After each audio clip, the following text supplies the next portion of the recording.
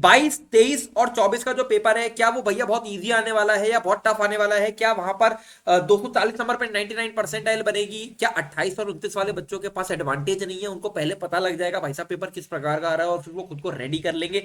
देखो सिंपल सी बात है, सारी की सारी चीजें हमारे हाथ में नहीं है। हमारे हाथ में सिर्फ और सिर्फ अपने स्कोर को मैक्सिमाइज करना है। मुझे पता है तुम्हें इस समय डर लग रहा है, तुम्हें नहीं समझ आ रहा है क्या करना है क्या नहीं करना है, बट तुम 14-14 घंटे, 15-15 घंटे पढ़ रहे हो। देखो कुछ ऐसी चीजें हैं जो तुम्हें इस समय ख्याल रखनी है, और मैं तुम्हें आज एग्जैक्टली शिफ्ट वाइज स्ट्रैटेजी बताने की कोशिश करूंगा। कुछ आपको फ्री रिसोर्सेज दूंगा और कुछ आपको रिसोर्सेज दूंगा कि अगर आपने एग्जैक्टली इनको यूज कर लिया ना, तो आप अपने बेस्ट पोटेंशियल और बेस्ट स्कोर तक पहुंच सकते हो। देखो मुझे पता है तुम में से 99% बच्चे ना बहुत सारी गलतियां अभी भी कर रहे हैं, और वो शुरुआत से करते हुए आए हैं, अभी भी कर रहे हैं, जस्ट बिकॉज कि वो सुनते नहीं है, जस्ट बिकॉज वो चीजों को फॉलो नहीं करते हैं। तो आज भाई एक बार ना देखो, अब एग्जाम बिल्कुल सर पर आ गया, तो अब एक बार यार कमेंट कर दो भैया मेरा मॉक टेस्ट का ये स्कोर आ रहा है। सब्सक्राइब बटन पे तो क्लिक कर ही दोगे ऑब्वियसली, क्योंकि इस प्रकार की वीडियो आपको कहीं और नहीं मिलेगी, इतनी डेप्थ में कोई डिस्कशन नहीं करता है।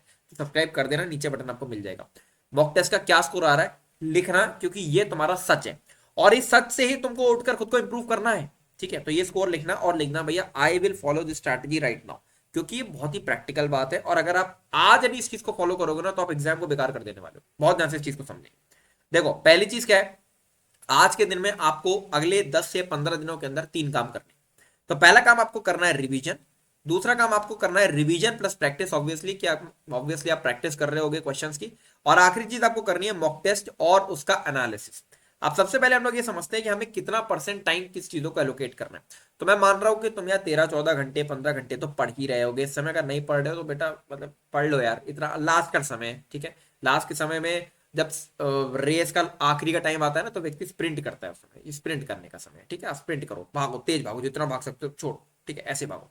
अच्छा, 20% टाइम आप अपने रिवीजन को दे सकते हो, जहां आप नोट्स का रिवीजन कर रहे हो, एनसीईआरटी का रिवीजन कर रहे हो, कैसे करना है क्या करना है भी बताऊंगा। तो सुनते जाना, बड़ा जरूरी वीडियो है। देखो इस समय यार इस प्रकार का वीडियो मैं बनाता नहीं हूं जनरली, पर ये इसलिए जरूरी है क्योंकि इस समय बहुत सारे बच्चे गलतियां कर रहे हैं, और तुम्हें नहीं करनी है भाई गलती, समझो। रिवीजन प्लस प्रैक्टिस, ठीक है, इसको आप 60% टाइम दोगे, और बाकी मॉक टेस्ट और एनालिसिस को 20% टाइम दोगे। एनालिसिस का भी तरीका बताऊंगा, सही तरीका है, बच्चे नहीं कर रहे हैं इसको यूज। अच्छा एक चीज, 22, 23 और 24 वाले बच्चों को मैं कैटेगरी 1 में डालूंगा, 28 और 29 वालों को कैटेगरी 2 में डालूंगा। कैटेगरी 1 और 2 का स्ट्रेटजी मोर और सेम ही रहने वाला है, बस थोड़ा सा अंतर होगा, वो समझा दूंगा, समझना। पहली चीज क्या है, आपका एक स्ट्रॉन्ग चंक होगा। जैसे ये वीडियो खत्म होगा तुरंत आप एक कॉपी और पेन लोगे और उस पर लिखोगे कि आपके कौन से ऐसे चैप्टर्स हैं जो बहुत ही स्ट्रॉन्ग है। फिजिक्स और केमिस्ट्री के अंदर आपको जो भी चैप्टर्स लगते हैं कि आपके बहुत ज्यादा स्ट्रॉन्ग है, उसके नाम लिख देना यहाँ पर। ठीक है, कॉपी और पेन लेकर आपने वो नाम लिख दिए। अब आपको सबसे पहला टारगेट ये रखना है कि अगले 10 से 15 दिनों में पहले 2 से 3 दिन या 4 दिन मैं उन स्ट्रॉन्ग चैप्टर्स को और ज्यादा स्ट्रॉन्ग करूंगा। अगर मेरा मॉक टेस्ट का स्कोर, मान लो मैंने सब कुछ पढ़ रखा है, बहुत सारे ऐसे बच्चों को जिन्होंने सब कुछ पढ़ रखा है बट उनका स्कोर 120 पे फंसा हुआ है। इसलिए फंसा हुआ है क्योंकि आप अपने स्ट्रॉन्ग चंक से भी पूरी एक्यूरेसी नहीं निकाल पा रहे हो, क्योंकि आपके वो रिवाइज नहीं है ढंग से। तो आपका जो स्ट्रॉन्ग चंक है ना, सबसे पहले उसको लिखो कि भाई साहब फिजिक्स में आपके 10 चैप्टर ऐसे होंगे जो आपने बहुत ही अच्छे से कर रखे, केमिस्ट्री में 10 चैप्टर होंगे जो आपने बहुत अच्छे से कर रखे। तो स्ट्रॉन्ग चंक को लिखो। अब उसके अंदर आपको 4 काम करने। पहला काम, पहला काम, 10 मिनट्स नोट राइटिंग टेक्निक। अब ये क्या टेक्निक है, देखो मैं कह रहा हूं कि मेरा इलेक्ट्रोस्टैट्स बहुत स्ट्रॉन्ग है। ठीक है, आप एक खाली कागज ले लो, खाली कागज ले लो, ठीक है, और इलेक्ट्रोस्टैट्स में आपको जो कुछ भी याद आ रहा है वो लिखो। 10 मिनट का टाइमर लगा लेना, लिखना चालू कर देना। ठीक है, रफली लिख लेना। 10 मिनट बाद ये देखना कि आपको कौन सी चीज याद नहीं आई, उठाना अपने नोट्स, अपने शॉर्ट नोट्स, और जो चीज आपको याद नहीं आई उसको मार्क कर लेना, क्योंकि वो चीज इंपॉर्टेंट है, वो चीज आप भूल रहे हो एग्जाम के अंदर। ठीक है, उसको मार्क कर लेना और उसको अच्छे से रिवाइज कर लेना। 10 मिनट अगर आपने हर एक चैप्टर के अंदर टेक्निक को यूज कर लिया ना, तो आपके 10 चैप्टर इतने जबरदस्त रिवाइज हो जाएंगे और आपको एग्जैक्टली पता लग जाएगा कि आप किस चीज को भूल रहे हो, और फिर आप उसमें थोड़ा सा डबल डाउन कर देना, उसको और ध्यान से याद कर लेना। दूसरी चीज, लास्ट के 2 साल के ना प्रीवियस ईयर क्वेश्चंस हर एक उस टाइप के चैप्टर के अंदर ना लगा लो, या अगर आप एग्जैक्टली सॉल्व नहीं कर रहे हो ना, तो ऐसे देख लो कि यार हाँ ठीक है ये प्रकार का क्वेश्चन ऐसे हो जाएगा। ठीक है, कुछ कुछ सवाल ऐसे हैं कि एक से आ गए हो, तो उनको जस्ट देख लो, आगे बढ़ जाओ, बट इनको एक बार अच्छे से कर लेना। ठीक है, तीसरी चीज, जेई संकल्प की टेस्ट सीरीज आप सबके पास होगी ही होगी, अगर आपके पास नहीं है तो बेटा जाके अवेल कर लो, डिस्क्रिप्शन में मैं लिंक दे दूंगा। एक ही चीज मैं आपको बार बार बताता रहता हूँ क्योंकि समय यार ये वाली चीज जरूरी है। इसके अंदर मैंने हर एक फिजिक्स केमिस्ट्री और मैथ के अंदर ना हर एक चैप्टर में आपको सर्टेन टेस्ट दे रखे हैं, जो कि all books best question test है। अब ये क्या चीज है, बेसिकली फिजिक्स की जितनी भी रेफरेंस किताबें हैं, डीसी पांडे, अच्छी वर्मा, या मैथ की जितनी भी रेफरेंस किताबें हैं, केमिस्ट्री की जितनी भी रेफरेंस किताबें, उनसे बेस्ट क्वेश्चंस को पिक कर मैंने 30 सवालों का एक टेस्ट बनाया। तो आप क्या कर सकते हो कि आप अपने जो स्ट्रॉन्ग चंक है ना उसके अंदर ये 2 काम करने के बाद ना ये 30 क्वेश्चन का टेस्ट दे सकते हो। अगर आपने ये दे दिया ना, तो आपने अगर इसमें 80% स्कोर कर दिया, तो आप ये इंश्योर कर चुके हो कि आपका सबसे बेहतरीन स्कोर आने वाला है जेईई मेंस के अंदर, और आप सवाल से गलत नहीं करो। ठीक है, और अगर मान लो इसमें से कुछ गलतियां हो जाती है, तो आपको ये भी पता लग जाएगा कि आपको क्या चीज इंप्रूव करनी है। तो ये जाके अटेम्प्ट कर दो। ठीक है, ये बहुत ही प्यारी चीज आपके लिए बड़ी मेहनत से बनाई है। ठीक है, डिस्क्रिप्शन में लिंक दे दूंगा, बहुत ही अफोर्डेबल सी है, बहुत महंगी चीजें मैंने बनाई है। ठीक है, और इसके अंदर आपको JEE mains, advance, VIT, BITSAT सब एक साथ मिल जाता है। तो यहाँ पर आप जाके इसको दे सकते हो। फिर मोस्ट इंपॉर्टेंट सब टॉपिक, ये मैं आपको फ्री में दे देता हूँ। आपको क्या करना है, बेसिकली अपने नोट्स के अंदर, अपने शॉर्ट नोट्स के अंदर, जो पिछले 10 सालों के अंदर एक चैप्टर से मोस्ट इंपॉर्टेंट सब टॉपिक्स है, मान लो मैं कह रहा हूं कि सेंटर ऑफ मास है, तो उसमें किस सब टॉपिक से सवाल आए, रोटेशन है तो उससे मोमेंट ऑफ इनर्शिया से आए, तो उन सब टॉपिक्स को आप मार्क करोगे और उसको बहुत ज्यादा अच्छी तरीके से रिवाइज करो। तो आपके नोट्स में दो डेटा आ जाएंगे। पहले डेटा आ जाएगा जो आप चीज भूल रहे थे, जो आपने स्टार्टिंग में मार्क करी, और दूसरा वो डेटा आ जाएगा जो कि मोस्ट इंपॉर्टेंट सब टॉपिक है। बस इन दो चीजों पर आपको डबल डाउन करना है और आपके वो चैप्टर स्ट्रॉन्ग हो गए। साथ में ये दो काम आप और कर लोगे, लास्ट के 2 साल के पीवाईक्यू और जे संगल के बुक टेस्ट, हमारे सब सवाल ही गलत नहीं होगा, चांस ही नहीं बनता। तो पहला स्टेप तो ये है कि आपको अगले 3 से 4 दिन के अंदर ये इंश्योर करना है कि पहले यार मैं ये निपटा लूं। ठीक है, अच्छा दूसरी चीज क्या है, अब आ जाते हैं एनसीईआरटी के ऊपर। अच्छा एक चीज और, अगर आपको लगता है कि आप एब्सोल्युटली जीरो पर बैठे हुए हो, आपको नहीं समझ आ रहा कि क्या करना है, कैसे करना है, मैं कुछ समझ में नहीं आ रहा, तो कल मैंने एक वीडियो बनाया था, वो आप जाकर देख सकते हो। उसमें मैंने एक्जैक्टली बता रखा है कि 0 से 130 कैसे जाना है, उसका लिंक डिस्क्रिप्शन में दे दूंगा। अब आपको डेली की डेली 20% टाइम अपना नोट्स और एनसीईआरटी रीडिंग में देना था, तो नोट्स का तो मैंने बता दिया। एनसीईआरटी आप कैसे कर सकते हो, आप ऑर्गेनिक और इनऑर्गेनिक के अंदर आपको एनसीईआरटी पढ़नी है, मोल concept, atomic structure, dilute solution, electrochemistry के अंदर आपको एनसीईआरटी पढ़नी है, और फिजिक्स के EM waves, unit dimension, vectors, heat and thermodynamics, semiconductor wave optics, modern physics के अंदर आपको एनसीईआरटी की रीडिंग लगाना, लाइन बाय रीडिंग लगा लेना। इनमें से जितने भी चैप्टर हमने कर रखे हैं उसी की रीडिंग लगाओगे, दैट्स वेरी ऑब्वियस, क्योंकि जो नहीं कर रखे हैं उसकी रीडिंग पहली बार लगाओगे तो नहीं समझ आएगा।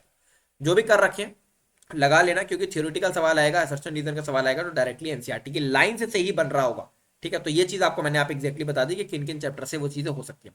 तो डेली सुबह 15-20 मिनट का टाइम बना लो जहां पर आपको एनसीईआरटी का रीडिंग लगाना है। तो एनसीईआरटी का रीडिंग लगाया बैठ के, फिर उसके बाद 15-20 मिनट रीडिंग लगाने के बाद अपने जो स्ट्रॉन्ग चंक वाले चैप्टर्स हैं उनको पहले अच्छे से कंप्लीट कराए, चारों स्टेप्स कंप्लीट करके, और आपको अपने आप पे धीरे धीरे कॉन्फिडेंस आना चालू हो जाएगा। ठीक है, बाकी अच्छा बाकी आप पूछोगे कि भैया जो बचे हुए चैप्टर्स हैं स्ट्रॉन्ग चंक के अलावा उनको कैसे करा जाए। देखो जो बचे हुए चैप्टर्स हैं ना, उसके अंदर ये चारों स्टेप्स ना करो, बट आप मोस्ट इंपॉर्टेंट सब टॉपिक की मार्किंग कर सकते हो, लास्ट के 2 साल के प्रीवियस और जे संगल का बुक टेस्ट दे सकते हो। ये 10 मिनट्स नोट सेटिंग है उसमें ना करना, क्योंकि उसमें थोड़ा समय जाएगा ऑब्वियसली, तो ये वाला काम ना करना। ये बाकी की ये तीनों चीजें, ये तीनों स्टेप उसमें भी आप कंप्लीट कर सकते हो और अपने चैप्टर्स को स्ट्रॉन्ग कर सकते हो। तो इसमें प्रैक्टिस कम रह गई हो तो उसमें आप जे संगल के बुक टेस्ट पीवाईक्यू देके अपने प्रैक्टिस को भी स्ट्रॉन्ग कर सकते हो। आखिरी चीज, मॉक टेस्टिंग आपको इस समय कैसे करनी है। ठीक है, इस चीज को हम ध्यान से समझेंगे। अभी जो बच्चे 22, 23 और 24 का पेपर देने वाले हैं वो एटलीस्ट 3 टेस्ट दे सकते हैं, और जो भी बच्चे 28 और 29 का टेस्ट देने वाले हैं मैं उनको बोलूंगा कि आप 4 टेस्ट दे सकते हो, प्लस 22, 23 और 24 के पेपर के भी आप टेस्ट दे सकते हो, तो 3 टेस्ट तो वो हो गए। अच्छा टेस्ट आपको कहां से देने हैं, दैट्स वेरी ऑब्वियस। आप अगर हमारे जेएसएलवी टेस्ट अवेल करोगे तो यहाँ पर आपको इजी, मीडियम और हार्ड तीनों कैटेगरी में डिवाइड करके फुल टेस्ट मिल जाते हैं। तो एक इजी, एक मीडियम, एक टफ लेवल का टेस्ट दे दोगे तो आपको एक अच्छा खासा आइडिया लग जाएगा खुद का आपका लेवल कहाँ स्टैंड कर रहा है। डिस्क्रिप्शन में लिंक है।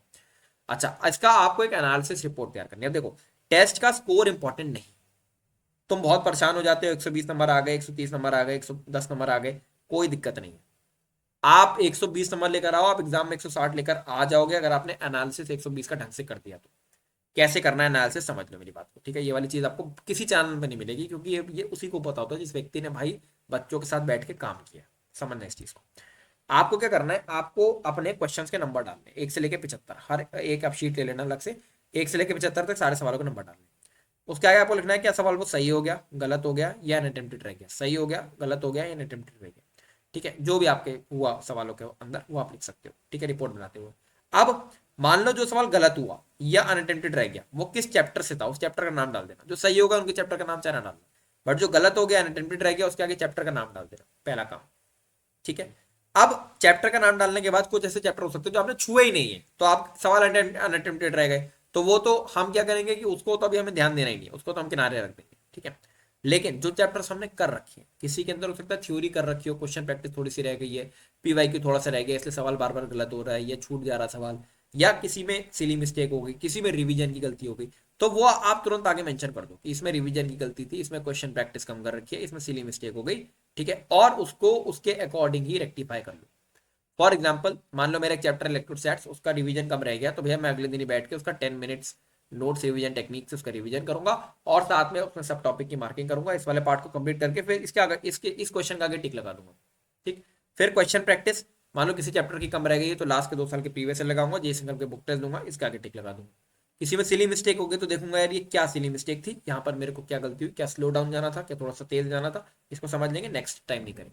ये काम आपने कर लिया, ठीक है। अब आपको इंश्योर करना है कि अगले टेस्ट में ये गलती ना हो जो इस टेस्ट के अंदर हुई है। अगले टेस्ट में नए टाइप की गलती करो, नए टाइप की गलती करोगे ना तो क्या होगा कि 3-4 टेस्ट के अंदर अगर आप, मैं कह रहा हूं आप 120 नंबर ला रहे हो, ठीक है, और आप अगर 180 का अटेम्प्ट कर रहे हो पेपर, तो आपके 60 नंबर मान लो गलत हो जा रहे हैं। इन 60 नंबर को अगर आप मिनिमाइज कर सको, इसको आप मिनिमाइज, देखो ज्यादा मैं आपको जेन्युइनली बताऊं, आप 60 के साथ तो मिनिमाइज नहीं कर सकते, ठीक है, लेकिन आप 30 से 35 तक मिनिमाइज कर सकते हो, कर सको तो आपका स्कोर अपने आप ही बूस्ट हो गया, ठीक है। पहले हम इस चीज को समझें। अच्छा, फाइनली अब आ जाते हैं शिफ्ट वाइज स्ट्रेटेजी पे। जो 22, 23 और 24 के बच्चे हैं वो पहले ध्यान समझ लें। आपको 3 मॉक टेस्ट और एनालिसिस आपको करने ही करने, मिनिमम आपको 3 मॉक टेस्ट देने हैं और उसका एनालिसिस करना ही करना है। दूसरा काम एनसीईआरटी या नोट्स रीडिंग, इस प्रकार से मैंने बताया, जो आपका स्ट्रॉन्ग चंक है उसके अंदर 10 मिनट्स नोट्स रीडिंग का टेक्निक, और बाकी जो आपका मान ली बाकी का जो चंक है उसके अंदर आप नॉर्मल नोट्स रीडिंग या शॉर्ट नोट्स रीडिंग लगा सकते हो। और जिस तरीके से क्वेश्चन प्रैक्टिस, सब टॉपिक मार्किंग, सब कुछ मैंने आपको बताया वो आप कर सकते हो। फिर फिजिक्स केमिस्ट्री के लेफ्ट चैप्टर्स जो है, फिजिक्स केमिस्ट्री के जो बचे हुए चैप्टर्स आपके रह जाएंगे, जो अभी रह गए, ठीक है, उसके अंदर आप जितने भी चैप्टर्स को 2 घंटे के वन शॉट और लास्ट 2 साल के प्रीवियस ईयर से कंप्लीट कर सकते हो उसको कर लो। इसको लास्ट प्रायोरिटी पे रखना, पहले ये दोनों काम अगर आपके हो जाते हैं दिन के अंदर तब आप इसको करना, लेकिन मैं आपको रिकमेंड करूंगा कि कर ले जाओ। फिजिक्स और केमिस्ट्री के अंदर कोई भी चैप्टर को छोड़ के मत जाओ। अगर आप किसी भी चैप्टर को छोड़ के जा रहे हो तो उससे इजी सवाल आने के चांसेस रहते हैं। फिजिक्स और केमिस्ट्री में फॉर्मुला बेस्ड सवाल बहुत आते हैं और उसके चांसेस रहते हैं। अगर वैसा हो गया तो आपके लिए एक बहुत ही बड़ी मिस्ड अपॉर्चुनिटी रह जाएगी, क्योंकि वो सवाल और बच्चे करके आएंगे और आप नहीं कर पाओगे। तो कोई भी चैप्टर अगर रह गया है 2 घंटे के वन शॉट्स यूज करो। एडीनीति सर के फिजिक्स से वन शॉट, केमिस्ट्री में साक्षी वर्मा मैम के वन शॉट्स को यूज कर सकते हो। लास्ट के 2 साल के प्रीवियस लगा के अपने चैप्टर को रैप अप करो, ठीक है। 28 और 29 जनवरी वालों के लिए क्या स्ट्रैटेजी है भैया, देखो तुम्हारा स्ट्रैटेजी बहुत सिंपल है। तुम्हारे पास 17-18 दिन है। अगर तुम आज भी बिल्कुल जीरो पर बैठे हुए हो, ठीक है, तो मैंने जो तुम्हारे लिए वीडियो बनाई है डिस्क्रिप्शन में लिंक दे दूंगा, 0 to 130 प्लस वाली, उसको देख कर आओ और उस स्ट्रैटेजी को बहुत ही अच्छी तरीके से फॉलो करो, क्योंकि तुम्हारे पास अभी भी एक अपॉर्चुनिटी बाकी है। उसको अगर तुम फॉलो कर लोगे तो उसको फॉलो करके तुम एक अच्छे स्कोर तक पहुंच सकते हो। 22, 23 और 24 जैसी स्ट्रैटेजी बिल्कुल सेम रहने वाली है, कोई फर्क नहीं रहने वाला। वही काम आपको करना है जो 22, 23 और 24 वाले बच्चे करेंगे।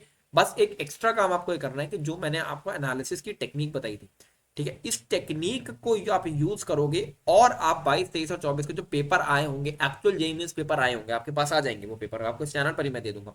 वो पेपर को आपको एज अ टेस्ट अटेम्प्ट करना है पेपर को, और अटेम्प्ट करने के बाद उसको रेक्टिफाई भी करना है as I have told in this method. इस मेथड से आपको उसको रेक्टिफाई करना है। इससे क्या होगा, इससे आपको एक कॉन्फिडेंस मिलेगा कि आपके एक्चुअल पेपर में कितने नंबर आ रहे हैं, पहली चीज। दूसरी चीज, एक्चुअल पेपर के अंदर भी आपके किस टॉपिक से, किस चैप्टर से गलती हो रही है वो भी आपको पता लग जाएगा और आप उसको भी स्ट्रॉन्ग कर पाओगे। तो अल्टीमेटली हम क्या कर रहे हैं, हम अपने स्ट्रॉन्ग चंक को और स्ट्रॉन्ग करते जा रहे हैं। हम अपने जो हमारे वीक चंक्स हैं उसको भी स्ट्रॉन्ग करने की कोशिश कर रहे हैं, और जो हमने नहीं कर रखा है उसके अंदर हम 2 घंटे के वन शॉट और प्रीवियस ईयर करके उसको, अगर उसका इजी और एक सरफेस लेवल का सवाल आ जाता है तो उसको करने की कोशिश कर रहे हैं। और अगर आप इस कोशिश में सफल होते हो तो आप जेईई मेंस के अंदर एक बहुत ही अच्छा, बहुत ही अच्छा, बहुत ही अच्छा स्कोर लेकर आ सकते हो। सारे रिसोर्सेज डिस्क्रिप्शन में दे रखे हैं।